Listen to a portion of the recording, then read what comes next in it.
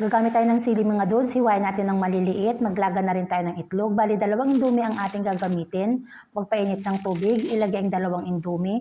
I-prepare ang ating mga seasonings. Pagluto na ang indomie, ilagay na po natin yung ating sili na hiniwa. Pakuluan po para maluto po yung ating sili. Pagkatapos, i-drain na po, gumamit tayo ng strainer. Tapos, i-prepare na po natin sa ating plato. Pagkatapos po, ilagay na po natin yung seasonings. Sa mga hindi po mahilig ng seasonings po na maanghang, pwede naman po natin hindi po ilagay yung seasoning po na chili. Pagkatapos po ilagay din po natin yung mga liquid seasonings po. Pagkatapos po lagyan po natin siya ng side dish. Pwede naman po nating lagyan po ng lemon. Ilagay na po natin yung ating nilaga na itlog. Pagkatapos po lagyan po natin ng litos. Pag mas maraming litos po, mas masarap po. Pagkatapos lagyan po natin ng kunting paminta para mas malasa po. Try po nating lutuin ang ating indomie in pinasarap version. Thanks for watching!